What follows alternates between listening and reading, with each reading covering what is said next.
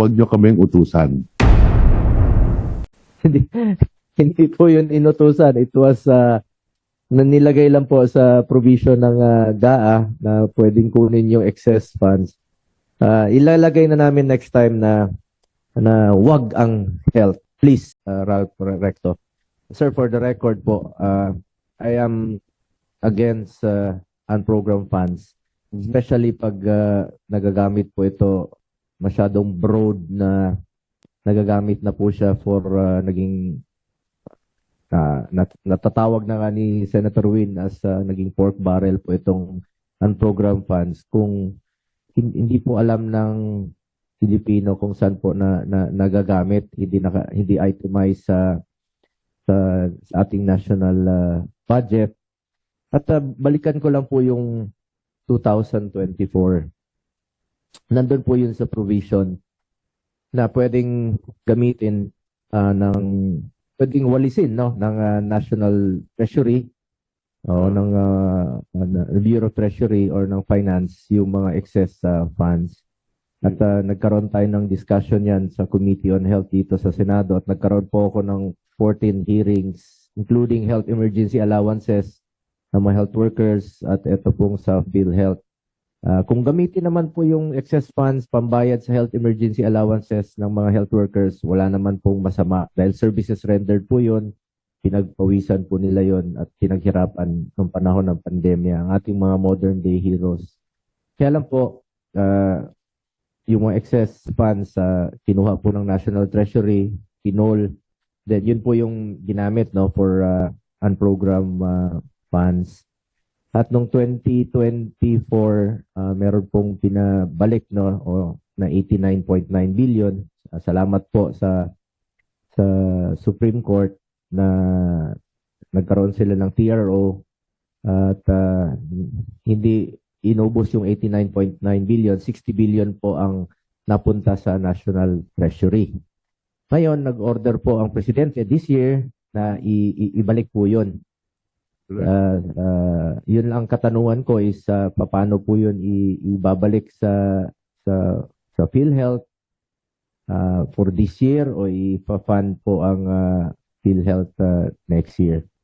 At pinaalala ko naman po sa PhilHealth natin as early as last year, sabi ko sana kung binastos niyo yung pondo ng PhilHealth sa tama, kung nagawa nilang yung mga reforma ginawa nila noong Disyembre, nag-board meeting sila, yung mga additional case rates, yung mga additional packages, yung mga old policies nila, tinanggal na nila. Kung ginawa nila nung Enero yun ng Enero po ng 2024, wala silang excess funds, walang wawalisin ang Department of Finance or ang Bureau of Treasury. So walang excess funds. Kasi para po sa akin, ang PhilHealth ay para sa health po, pondo po para sa kalusugan nyo ng bawat Pilipino. Para sa akin, wala pong excess funds ang PhilHealth dahil marami pang Pilipino ang takot magpa-hospital, ayaw magpa-hospital dahil sa kahirapan. Meron ng buntis dyan sa Cebu. Cebu yun, no? Sa Cebu, mag-ina. Ayaw pong magpa-hospital, nanganak sa sidewalk, namatay pa yung mag-ina. Meron pong isang provincial health officer ng Camarines Norte na-admit siya, 4 million ang sinagot ng PhilHealth, 27,000. Na-admit siya muli, 6 million ang sinagot ng PhilHealth, 29,000. A total of 57,000, which is less than 1% pa po ng kanyang billing. Pero ang nakalta sa sahod niya, 200,000. Nalugi pa siya, namatay pa po yung provincial health officer. Ibig sabihin, wala talagang excess funds ang PhilHealth. Kaya dapat po, walang naibalik. Kaya lang, nabanggit niyo po ito sa isang hearing natin na nandun po yung nakalagay po dun sa GAA na pwede pong kunin po. No? It was put by Congress. Kaya lang po ako po'y naniniwala. Legally, lumusot, but morally, unacceptable po sa akin. Dahil marami pa pong mga pasyente po ang naghihingalo. Takot po talagang magpa-hospital sa ngayon dahil po sa kahirapan. Gamitin po sa health yung pondo ng PhilHealth. Kasi once na yung hirap po nitong unprogrammed funds, sana po kaya I am against it. Kung meron man po ang unprogrammed funds, dapat klaro kung saan gagamitin. Hindi yung pwedeng gagamitin dito po sa mga flood control projects na ginagawa pong gatasan ng ilan. Mas kawawa naman po yung Pilipino.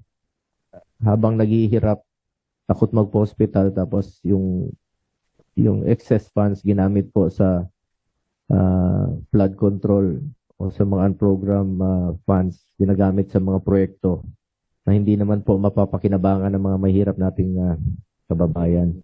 So yun lang po. I know you're doing your job po sa Secretary Ralph Recto. Yun lang po ang concern ko. Paano po maibabalik itong 60 billion? Paano po gagamitin po ito? At paano po maiwasan na magamit po itong mga unprogrammed funds sa pork barrel? Yung mga unprogrammed funds na proyekto ng mga flood control na hindi natin alam. Pag nandiyan dyan yung excess collection na pinaghirapan nyo rin po ito, kayo po ang nagkolekta nitong excess collections, tapos pagdating po sa sino bang mag-decide niyang unprogrammed funds, hindi na natin alam kung saan napupunta. Dapat kung meron man ang unprogrammed funds, naka-specified po doon saan panggagamitan po. Huwag naman po sana sa mga, kung foreign assisted projects, dapat klaro po, Senator Win, na sa foreign assisted project. Huwag naman yung masyadong broad na pwedeng gamitin sa iba't ibang proyekto na hindi na natin kontrolado. At alam mo yun, alam natin yun na hindi na natin kontrolado saan napupunta yun. At nagiging source na po ng corruption at ginagawa pong gatasan ng iilan po. Concern lang po ako sa pera ng gobyerno. Dapat po yung maibalik po sa taong bayan at nagagamit po sa tama. Yes, maraming salamat sa inyong katanungan sa aking kaibigan, Senator Bongo, na kasama ko sa layunin na ma-improve ang kalusugan dito sa ating bansa. Having said that, alam po ninyo, yung record naman natin nang tayo nandito sa Senado, ay tutol naman talaga tayo dyan sa mga unprogrammed funds na yan. Unang-una sa dahilan na paglinipat mo, yung pondo sa program, lalagay mo sa unprogram para magkaroon ng fiscal space. Halimbawa, sa program ay lumalaki yung deficit ng ating bansa. At dahil dyan, tutol tayo dyan. Ngayon, sa usaping unprogram, kung papayagan natin yan, siguro may mga dalawang dahilan lang kung bakit mahalaga yung unprogram fund. Halimbawa, pag may sakuna, katulad doon nangyari sa Davao del Norte, sa Cebu, may agahan pwede makuha ang ating Pangulo. Kung may excess revenue nga naman, pwede natin gamitin yan para sa kalabidad, ang isa. Ang pangalawa, halimbawa, hindi nakasama sa cut-off ng DBM yung paggawa ng NEP na may mga foreign assisted project na dumating after the cut-off nung ginawa yung NEP at maganda naman yung mga foreign assisted projects na yan, ay pwede mapondohan yan kung nandun sa program. So, to me, only for these two reasons na pwede magkaroon ng unprogram. Siguro pwede natin tignan as a percentage of the budget, 1%, 5% of the budget, pwede siguro unprogram. Something like that. No? But only for these two purposes. Ngayon, tungkol naman doon sa nabanggit nyo na PhilHealth o yung excess revenue ng GOCC. Katulad nung sinabi natin dito nang tayo tinawag sa Kongreso para magpaliwanag tungkol dyan, ay inutusan po tayo ng Kongreso. Sinabihan tayo base sa 2024 GAA, mandated, the DOF shall. Inutusan tayo ng Kongreso noon. Kaya natin ginawa yun. Ano po? At tama po yung sinabi nyo, nagkaroon ng Supreme Court decision na nag-TRO, instead of 89 billion, yung 30 billion, winitol, yung 60 billion na gamit natin. At naipaliwanag na natin yan dito. Marami dyan, hindi man kalahati, napunta doon sa mga health workers na tumulong ng panahon ng pandemic. Mahigit 27.5 billion. At maraming iba dyan na gamit from health to health. No? Ngayon, katulad doon na banggit ko, para magkaroon ng fiscal space ang Kongreso, linipat yung ibang priority programs ng ating Pangulo sa program and some other foreign assisted projects together with flagship projects na yun naman ang pinondahan, karamihan din doon sa program noong 2024. Now, directly, saan manggagaling yung 60 billion na ibabalik natin sa PhilHealth na nakuha natin noong 2024? Nabayaran na rin natin yung mga health workers, nabayaran na rin natin yung mga ibang medical assistance programs na kapaloob ngayon yan sa GAB, sa General Appropriations Bill ng House. Naisingit na natin dyan yung 60 billion na dinagdagan natin ang Department of Health budget na ibibigay sa PhilHealth na mahigit 60 billion in next year's budget sa 2026 po. Saan kinuha yung 60 billion? Napag-usapan natin ng Pangulo na kung babawasan natin ang budget ng DPWH doon sa flood control na mahigit 250 billion. Ang sabi ko sa Pangulo, I recommended na yung 60 billion ibigay na natin sa PhilHealth na hindi na natin kailangan. Ibigay na natin sa PhilHealth yung 60. Ngayon yung 190, meron tayo mga minimum na ginawa at sinundan naman ng Kongreso ngayon doon sa GAB. Na karamihan dito mapupunta sa edukasyon, sa kalusugan, halimbawa, at sa agrikultura at may mga ilang pang mga department. No? So, yan, matatanggap ninyo yan. Ipasala ng Kongreso ng Lunes yan, kahapon. So, pagbalik ninyo ng session, matatanggap ninyo yung version ng House sa budget for 2026. Makikita nyo nakapaloob doon yung 60 billion na ibabalik sa PhilHealth. And finally, ang isa pang komentaryo dahil nabanggit ninyo yung tungkol sa yung pera ng PhilHealth ay dapat mag-gastos sa pangkalusugan, sang-ayon tayo dyan. But having said that, alam po ninyo yung kalusugan, dalawa eh. Merong PhilHealth that is on the demand side at meron yung mga pangangailangan ng hospital on the supply side. Kahit 1 trilyon ang budget ng PhilHealth, pero kung walang hospital, walang pagagastosan yung 1 trilyon na yon. Ano po? Ang kulang sa atin ay kulang ang dami ng ating mga hospital bed. Kung kaya't, doon din sa 2026 budget, na isasabit din dito ng Kongreso, kasama doon sa menu, yung supply side, pagdagdag ng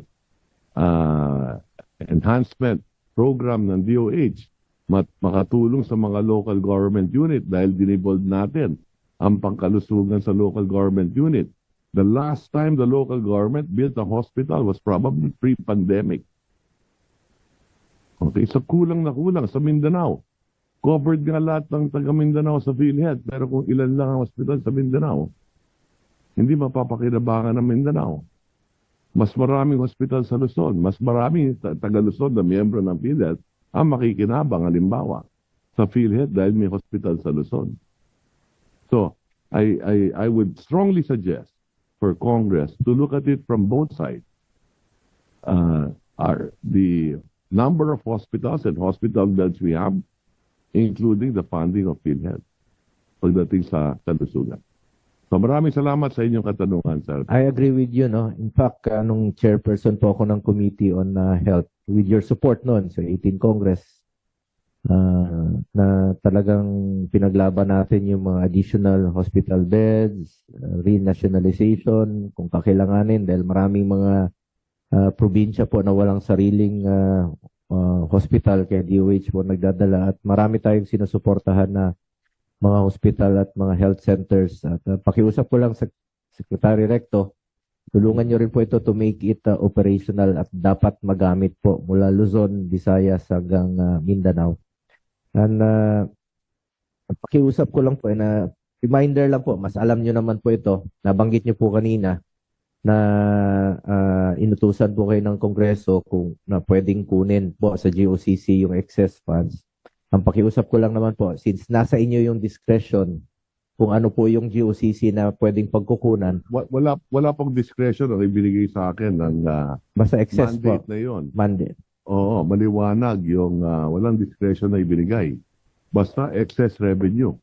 Ang pakiusap ko lang, can you just spare the health? I mean, kung maaari, kung magkakaroon kayo ng mga ganong provisions in the future, wag lang po sana yung health. Kung wala na, wag di na rin tayo papayag dito sa Senado ng ganon. Yan ang Hindi pakiusap na rin ko sa tayo Kongreso. papayag. Pero ibig ko pong sabihin, kung meron man pong mga ganong provision na makita kayo, kindly spare the health. Kasi para sa akin talaga, PhilHealth is para sa health. Health, klaro eh. Right. Health ng Pilipino, PhilHealth. I agree totally. Ang pakiusap ko sa inyo, huwag nyo kaming utusan.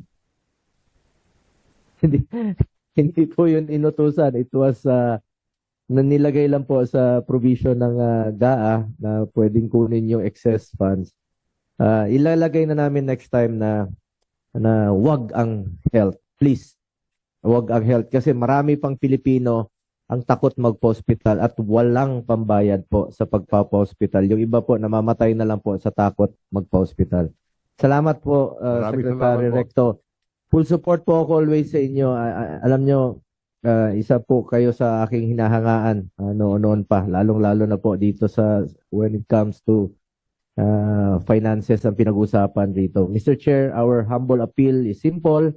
Tulungan po natin at bigyang pansin ang ating mga MSMEs at cooperatives. We must review the processes, the fees, and the requirements being imposed by the SEC, BIR, and related agencies and ensure that our policies are designed to help our small businesses and cooperatives thrive. Huwag natin silang pahirapan pa sa kanilang pagko-comply. Tulungan po natin sila. That is why, Mr. Chair, I would like to take this opportunity to commend the leadership of Secretary Ralph Recto and recognize the agency's dedication to upholding sound fiscal policies. Salamat po, Mr. Chair.